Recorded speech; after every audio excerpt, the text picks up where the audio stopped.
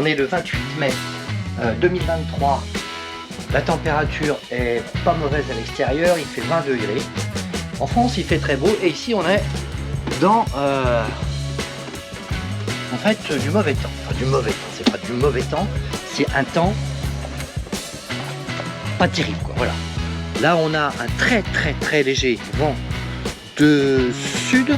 Je décide de bouger ce matin. Donc remontée de l'annexe et puis mise en route du moteur, relevé d'ancre et puis après on verra ce qu'on fait avec la voile s'il y a une possibilité ou pas.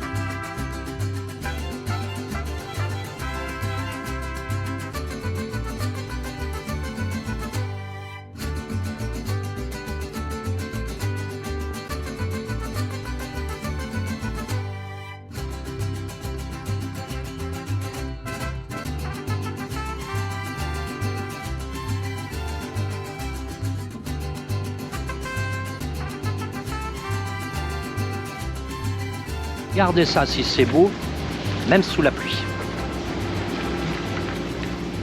On a une grande baie là, mais elle est exposée actuellement à la houle.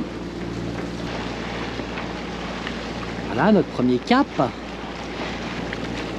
notre prochain cap après, celui-là.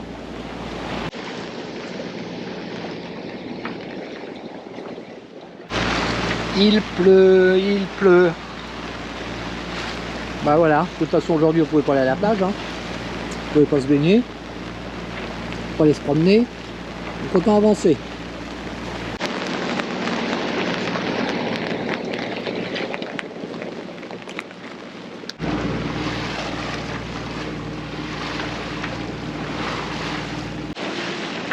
Il y a encore des grottes là. Non, c'est vraiment à faire, hein. C'est sympa, hein. Prochain waypoint ici. Là, ici, là. On va passer entre les deux ici. C'est le Cardinal Ouest.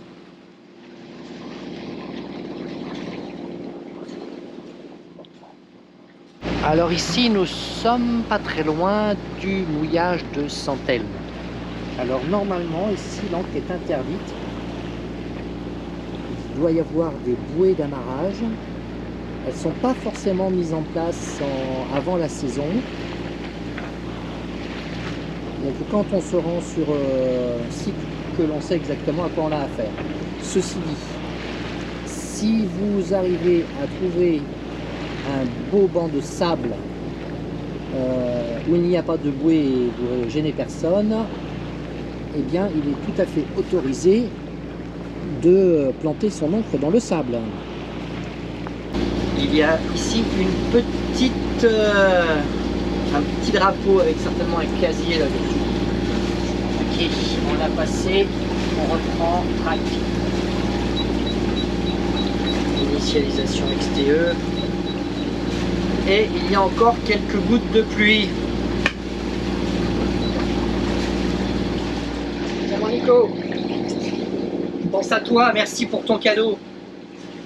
Je vais mettre la ligne à l'eau.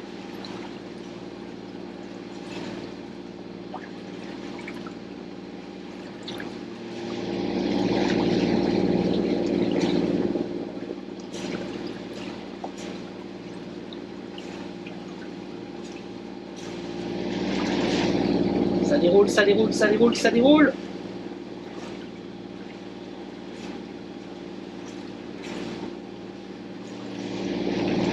On verra bien si notre petit poisson nageur nous ramène quelque chose.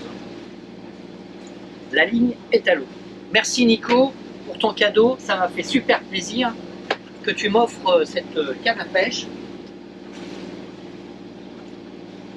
Alors Nico, de l'or du temps, je vous conseille d'aller voir ses tutos, ses voyages en voilier. C'est une occasion encore de pouvoir s'enrichir du voyage des autres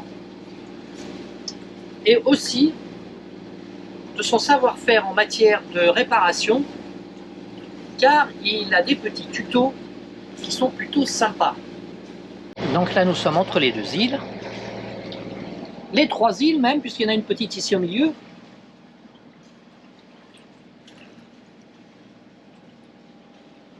Profondeur ici 15 mètres. Ah, mon prochain waypoint. Là je navigue entre plusieurs waypoints. Ok, donc maintenant arrêtez d'aller à stand-by, auto, cancel, prochain waypoint, in. Il est là mon prochain waypoint. Allez au curseur, Active Track Pilot.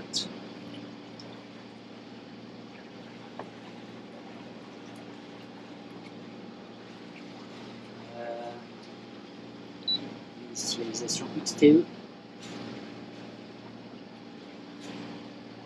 Sinon il va aller rechercher la route.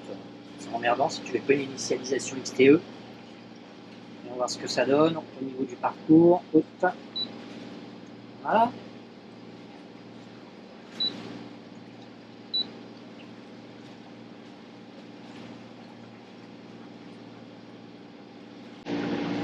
C'est joli, hein? Ça s'est arrêté de pleuvoir. Voilà, entre les deux îles.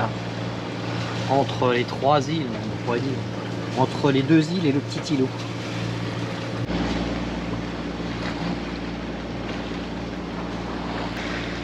Alors, il y a un mouillage là. Il n'est pas très bien noté sur Navili, mais bah, un jour comme aujourd'hui, pas de vent, rien du tout. C'est sûr que c'est certainement à faire. Hein. Sauvage et tout, nickel. Hein. Une construction là. Alors ouais, ce qu'on peut reprocher à l'île, c'est que il y a des constructions partout.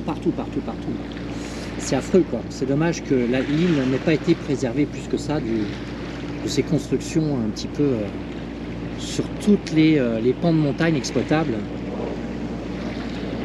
Ça gâche un petit peu la beauté quoi.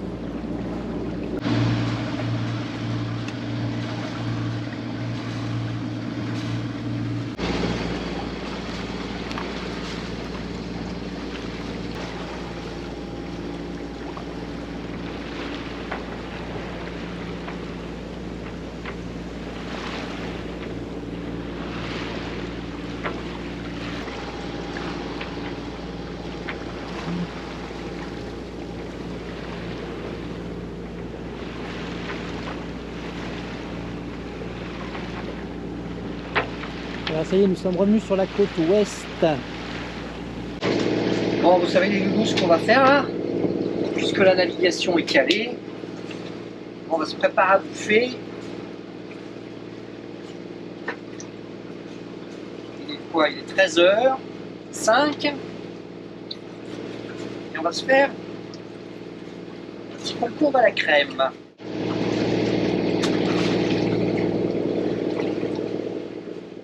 Tiens, il y a la gamine qui arrive, elle a senti que je faisais à bouffer. C'est qu'elle perd pas le nord, elle. Hein.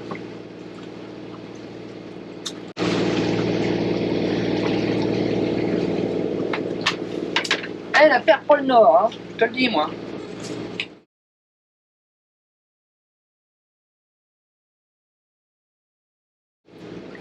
Marche à 5,2, petite vitesse. Attention, pousse-toi. Hop.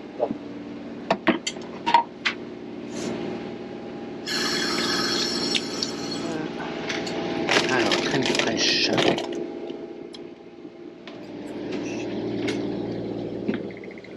Le sel, le poivre, c'est fait.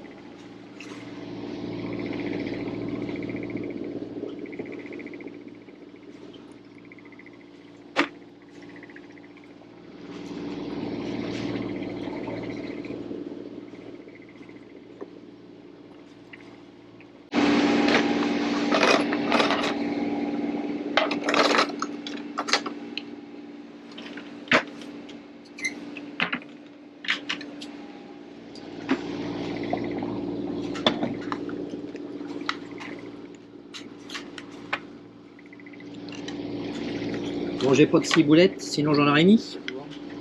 Voyons voir si au niveau assaisonnement, c'est ça. Parfait. Ouais, j'arrive. Je vais donner ces croquettes à la mise là parce que sinon je vais me faire engueuler.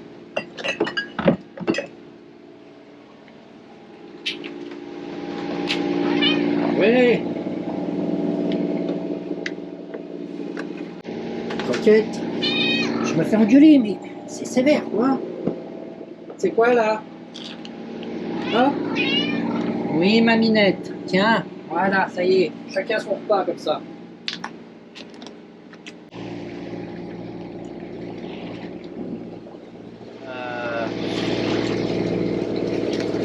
Alors, au moins, la mer est super agréable. Voilà, quoi. Pas travailler dans tous les sens, c'est facile de se faire à bouffer.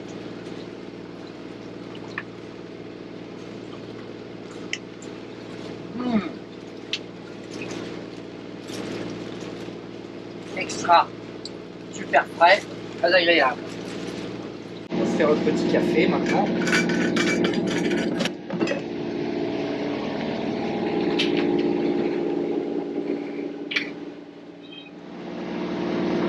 Tu la sens, la bonne odeur du café là?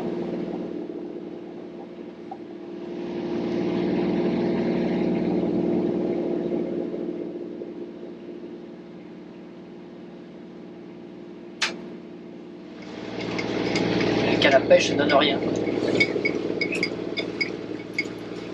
Ah, j'avance à 5,2.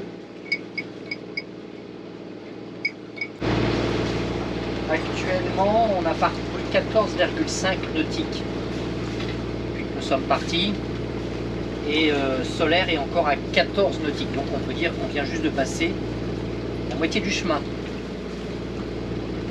On rentrera dans la baie, on verra ce qu'il y a comme possibilité. La chance que j'ai, c'est que je n'ai pas un trop grand bateau. Donc, il est assez facile à caser. Même si quelquefois c'est compliqué parce qu'il y a beaucoup de monde. Je viens de changer la pile de la coupe. Toujours le voyage vers l'inconnu, car on sait ce que l'on quitte, on sait où on part, on sait comment on était ancré. Et on ne sait pas forcément ce que l'on va trouver en arrivant. Et il faut bien avouer que à Solaire,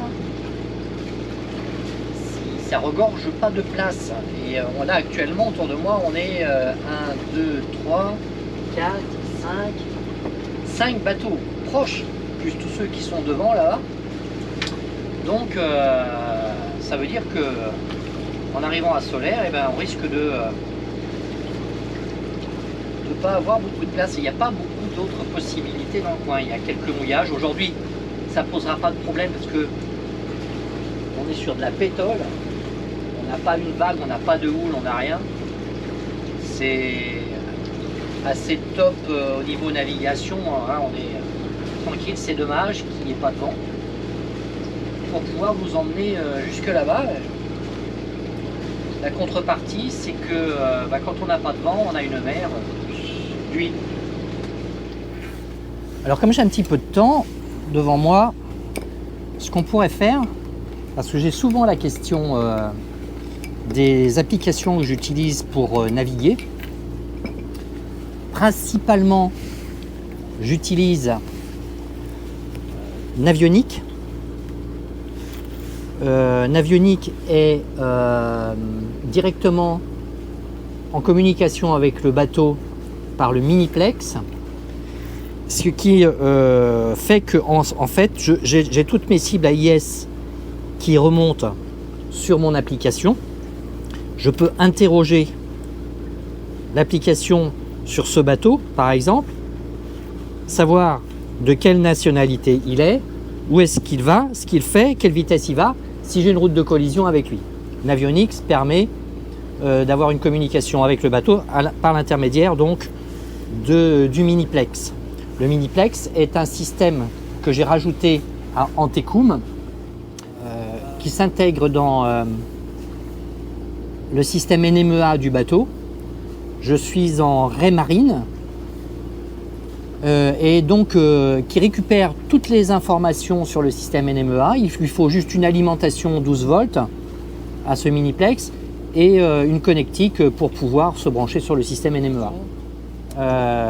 En plus, tout ce que vous faites sur la tablette communique après sur l'iPhone, c'est-à-dire que toutes les routes que vous avez eues sur la tablette ou que vous avez fait sur la tablette, vous les retrouvez sur votre iPhone parce qu'il y a une mise à jour et par le cloud et donc vous retrouvez vos traces aussi bien d'un côté que de l'autre. Ça c'est pour donc Navionic. J'ai aussi Weather 4D. Weather 4D, c'est une application sur laquelle je vais rechercher ma météorologie. Je vais charger mes gribs et éventuellement sur une grosse navigation, bon, sur du côtier pas trop, mais sur une grosse navigation, il est capable ce petit logiciel de vous faire un routage. Vous lui rentrez votre destination, votre point de départ. Vous lui rentrez aussi, si vous ne voulez pas, par exemple, plus de 2 mètres de houle. Vous lui rentrez si vous ne voulez pas plus de temps de vent au près, plus de temps de vent au portant. Et il va vous faire votre routage en fonction de ça. Si votre routage est impossible, c'est que dans les paramètres que vous lui avez rentrés, eh bien, ça sort du champ du possible pour lui. Voilà. En ce qui concerne la météo, j'ai pris un abonnement sur Windy. Windy, c'est pas un abonnement qui est très cher, c'est moins de 20 € à l'année. Et vous pouvez donc avoir des cartes météo assez précises. Je vais vous faire voir. Non, je ne vais pas vous faire voir sur la tablette parce que justement, elle n'est pas connectée à Internet, elle est connectée au système NMEA. Donc, je reste sur Navionics ici. Et donc Windy, alors là, je vais passer par Starlink. Je vais passer par Starlink pour aller chercher mes informations. Donc je prends mon application Windy. Voilà, Windy. Et là, j'ai mes vents en temps réel. Alors que je me retrouve un petit peu, voilà, ici. Donc, Ibiza. Ici, nous avons Majorque. Et on est capable de dire à l'application, trouvez-moi. Où est-ce que c'est? Peut-être en bas. En bas, je ne sais plus. Trouvez ma position, voilà, ici. Et hop, il trouve ma position. Ici, le vent en temps réel. Bien sûr, je peux choisir aussi sur Windy les différents modèles de météorologie que j'ai. Par exemple, si je veux du icône à 1 km 300, je peux avoir donc précisément le vent que j'ai. Vous voyez, je l'ai vent arrière très faible. Si je veux une position des orages ou satellite des nuages qui existent actuellement sur l'île, on voit qu'aujourd'hui, eh bien, on est dans les nuages. Donc ça permet d'avoir aussi les cellules orageuses, radar météo avec les orages éventuellement. Donc j'utilise Windy aussi beaucoup pour mes prévisions et mes voyages pour être tranquille quand je me déplace. Ensuite, j'utilise Navili. Alors Navili, Navili me sert à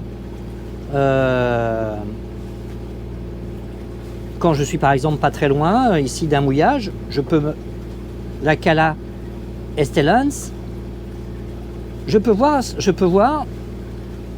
quelles sont les possibilités dans cette calaque. Donc aussi on voit que l'ancre est possible, il n'y a pas de bruit d'amarrage, il n'y a pas d'amarrage à quai, et il n'y a pas de cire à terre. Et on a aussi ici la tendance, savoir si la Cala va être confortable ou pas confortable. On se rend compte qu'aujourd'hui, eh bien on est à 56%, on est loin du 100%, c'est-à-dire que c'est une Cala qui ne serait pas très confortable aujourd'hui. Et après, on a le sens du vent aujourd'hui, et voilà pourquoi cette Cala elle est pas confortable, c'est qu'elle est bien protégée de nord-est, est, sud-est et sud, et que en l'occurrence la houle est de sud-ouest, pas forte, hein, de 0,17 mètres, et le vent il est de 4,3 venant d'ouest. On trouve en dessous le type de fond rocher et algues, donc ça je ne vais pas privilégier. Il y a un snack pas très loin, il y a une plage, il n'y a pas de possibilité d'avoir d'eau et il n'y a pas de ponton. Et après on a les ports proches avec les prix. Comme j'ai rentré les coordonnées précises de Rantekoum, ça me donne le prix des ports qui se sont inscrits sur Navili pour Rantekoum et une journée, une nuit. On se rend compte que c'est quand même pas donné ici aux Baléares les nuitées. Et après vous avez les avis de chaque personne qui sont passés et qui ont bien voulu déposer un avis sur cette Cala, sur ce port, sur cet endroit où vous pouvez mouiller votre bateau. Voilà principalement les applications que j'utilise sur Rantekoum en voyage. Après, j'ai les applications de gestion du bateau où je vais avoir ici mes applications de consommation d'électricité, recharge solaire. Le solaire aujourd'hui, bon bah là maintenant je suis au moteur, je suis à 100% de charge. Au solaire, ça ne l'aurait pas fait. Hein. Aujourd'hui, puisque au solaire, en ce moment, 90 watts. Très nuageux, il pleut. Hein. Donc ce qui nous fait quand même un courant de 6 ampères. Hein. Marine Traffic pour savoir où sont les copains éventuellement. Marine Traffic, c'est une application qui vous donne la position des bateaux qui ont des AIS. Rantekoum a un AIS, donc on peut le suivre. Maintenant, vous avez deux applications. Si vous vous rendez vers le détroit de Gibraltar, vous avez GT Orca qui va vous donner les interactions avec les orques dans la région de Gibraltar et sur la partie aussi ouest Portugal. Sur la partie ouest mer Atlantique après Tanger, après le cap Spartel, les interactions que vous pouvez avoir avec les orques. Vous avez deux applications, GT Orca et vous avez Orsinus. GT Orca et Orsinus. Donc ça vous permet de savoir où sont ces gentilles petites bestioles qui veulent jouer avec vos safrans. Pour moi, j'avoue que j'avais l'intention et j'ai toujours l'intention d'aller sur cette région-là. Je vais y aller avec une certaine prudence.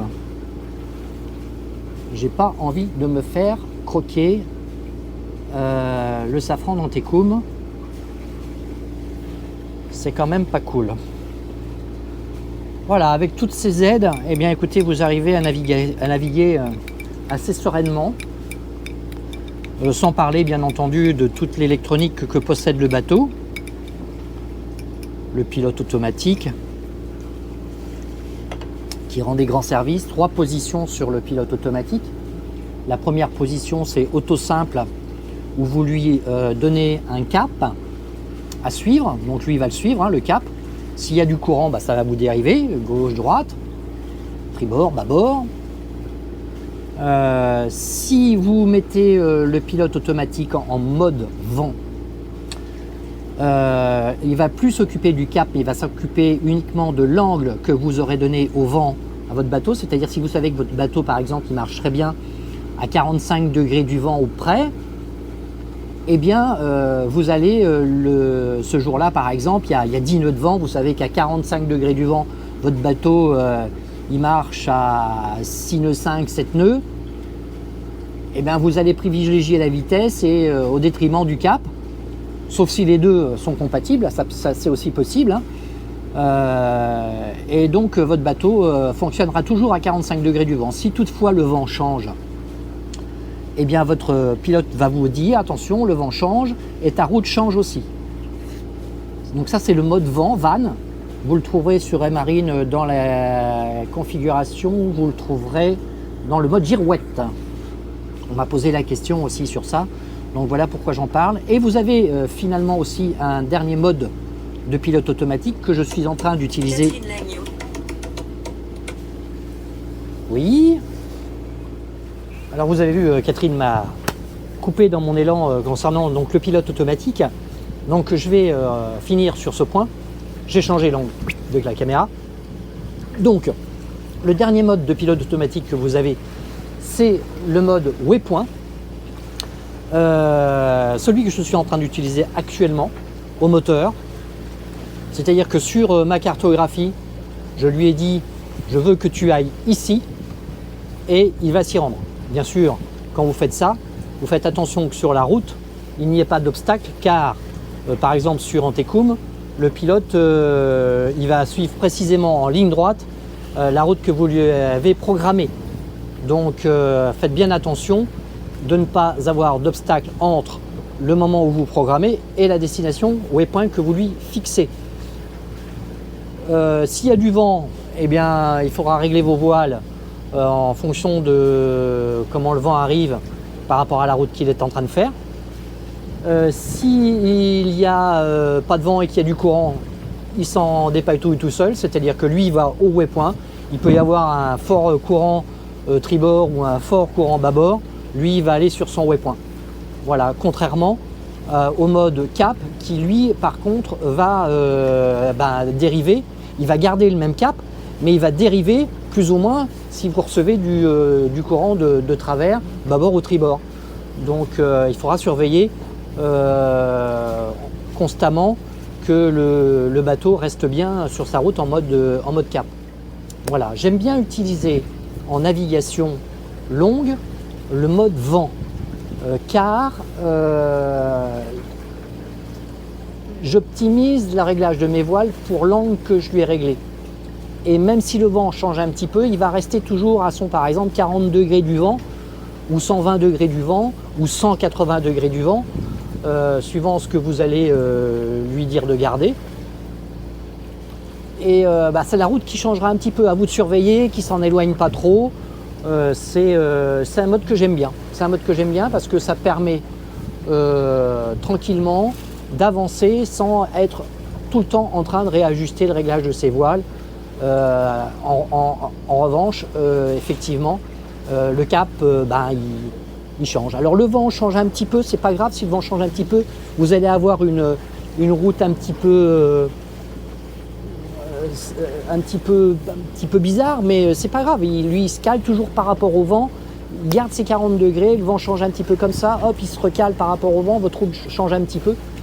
Voilà, le mode vent, j'aime bien l'utiliser. Alors, si le vent change radicalement, là, il faut faire quelque chose. Voilà pour les modes de vent et les modes de waypoint, les modes de cap du pilote automatique Raymarine d'Antecum, qui est, je le rappelle, un Raymarine des années 2010-2011. Je vais parler un petit peu de l'énergie à bord d'Antecum. Cette année, après une ou deux années de recherche, j'ai choisi de renouveler mon parc de batteries de service. J'avais deux batteries de 110 ampères-heure qui avaient 7 ans passés sur le bateau. Et j'ai décidé de renouveler ces deux batteries qui étaient des batteries plomb standard par 3 batteries AGM de 118 ampères heure, ce qui me fait 354 ampères. Sur ces 354 ampères, je ne souhaite pas dépasser plus de 40% de décharge, à savoir à peu près 141 ampères de consommation. Après, je vais descendre dans la capacité de mes batteries, c'est-à-dire je vais arriver à 50%. Elles vont supporter, c'est pas le problème. Mais le cycle de mes batteries, il est optimum à 40% de décharge. C'est-à-dire que je vais avoir un grand nombre de cycles de décharge à 40% de décharge. Donc j'ai en réalité 141 ampères de disponible pour la nuit.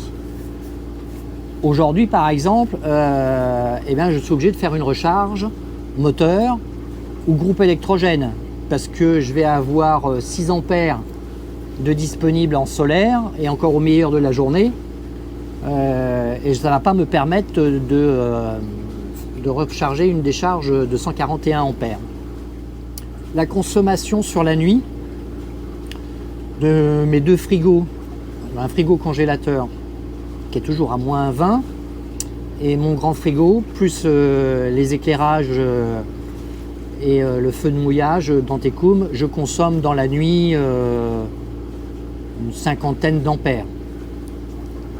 Donc c'est assez facile de remonter 50 ampères avec mon panneau de 400 watts. Imaginez que j'ai une recharge optimum 25 ampères heure, et même il faut 2 heures pour recharger 50 ampères que j'aurais perdu dans la nuit, condition qu'il y ait du soleil bien sûr. Si je mets Starlink en route la nuit, ça sert strictement à rien puisque qu'est-ce que je vais faire de Starlink pendant que je dors? Eh bien, je vais avoir 45 ampères de plus de déchargé dans la nuit. Donc, ce qui me fait une pente à remonter le lendemain aux alentours de 85 ampères, 90 ampères. En plus, si effectivement je mets Starlink en route, c'est que je regarde la télévision ou je regarde quelque chose sur la télévision, c'est que j'utilise l'Internet sur la télévision par exemple. Et je vais plutôt être aux alentours d'une centaine de 100-120 ampères de consommés si je fais 2-3 heures de télévision par exemple. Donc le lendemain, il faut être sûr qu'il y ait du soleil pour pouvoir remonter la pente. Donc Starlink, oui, c'est très bien. Starlink, actuellement, je viens d'avoir Catherine au téléphone. Je suis certainement dans une zone blanche, on a pu faire un WhatsApp. Donc je suis en côtier, donc je n'ai pas besoin d'activer les datas supplémentaires à 2,29 €. Starlink permet donc la navigation côtière dans le forfait qui est le forfait anciennement Roam et maintenant qui est le forfait mobile régional. Ça marche parfaitement bien. Il me faut 2 minutes 30 une fois que j'ai rebranché mon Starlink pour être de nouveau sur Internet. Il y a un super beau bateau là qui est en train de passer. Je vais vous faire voir ça tout de suite. Magnifique.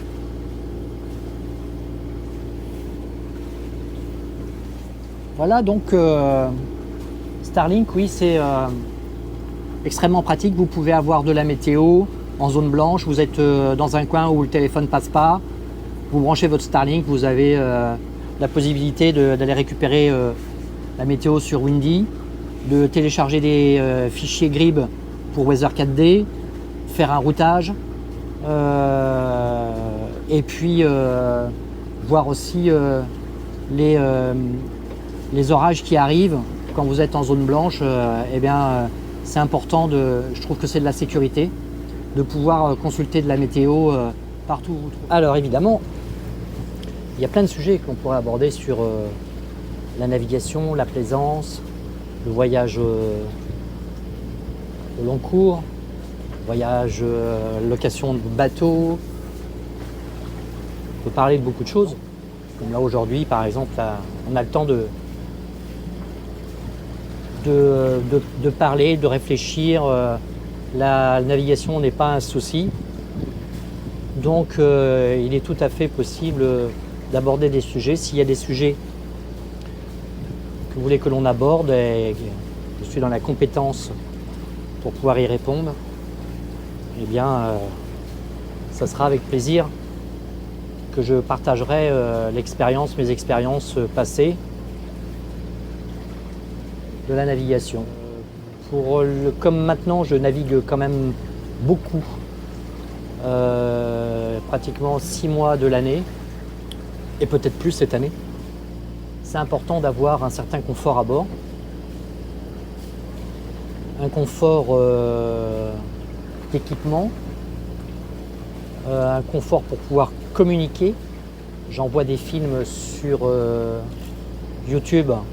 Il faut que je puisse, dans n'importe quelle circonstance, uploader mes films.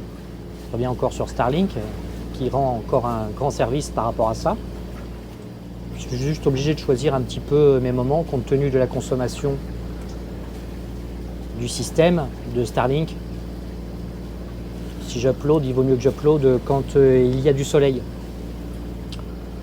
Parce que sinon, je vais taper dans les batteries et après ça va être dur de remonter la pente.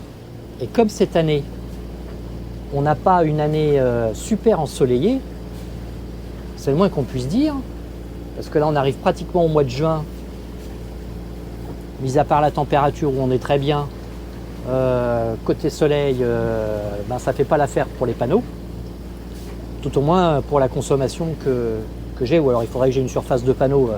Ce que j'ai 400 watts en haut, ce qui va me sortir à peu près 27-29 ampères heure. C'est-à-dire que pour charger 90 ampères, il faut 3 heures au max du soleil, quoi, dans les meilleures conditions. Sans compter que j'ai une consommation toujours en cours. C'est-à-dire par exemple, si je consomme 6-7 ampères heure, eh bien, ils viendront se retirer les 27 ampères de charge au meilleur moment. C'est-à-dire qu'il ne me reste plus que 20 ampères pour charger les batteries, quoi. Donc après la pente, il faut la remonter. Bon, on arrive à 2,6 nautiques de l'entrée de Solaire. On a fait pratiquement le tour de l'île. Pourquoi j'ai choisi Solaire? Eh bien parce que au Baléares, c'est pas très facile de trouver des ports ou des accès quant au mouillage facile à terre. Et à Solaire, il y a Lavry. À Solaire, il y a des petites supérettes. Alors aussi autre part, mais par exemple, à Santa Ponza, eh bien, les supérettes sont toutes identiques, c'est des petits spars. Et j'arrive pas à trouver tout ce dont j'ai besoin. Alors qu'à Solaire, j'avais trouvé quand même tout ce dont j'avais besoin au moment où j'y étais. Et comme de toute façon, je veux me rendre sur Minorque dès que la possibilité m'en sera offerte, c'est-à-dire que les vents me pousseront vers Minorque, ce qui jusqu'ici ne s'est pas produit. Eh bien, de la position de Solaire, je ne serai pas trop mal placé. Il suffira juste encore une fois de remonter toute l'île et puis après de se diriger vers Minorque. Bon, voilà, on arrive bientôt à l'entrée du port de Solaire. Donc le tour de l'île est pratiquement fait. Maintenant que nous allons avoir la surprise, enfin incessamment sous peu, savoir si on va trouver une place ou pas. On verra bien. Il a l'air d'y avoir du monde quand même, hein. Il y a quelques cibles AIS au milieu de la baie. La baie se découvre petit à petit. Mais pour l'instant, je ne sais pas encore s'il y a de la place. Je vois le premier phare d'abord. En tout cas, c'est plus calme que quand on est parti la dernière fois. Comment on se faisait brasser? Alors, je vois, je ne l'avais pas vu la dernière fois, mais on a un amer effectivement, je regarde sur la carte. On a un amer quand on arrive de nuit. C'est une lumière verte qui clignote et elle doit être dans l'axe du bateau. Vraiment très joli quand même. Je ne regrette pas de revenir pour la deuxième fois.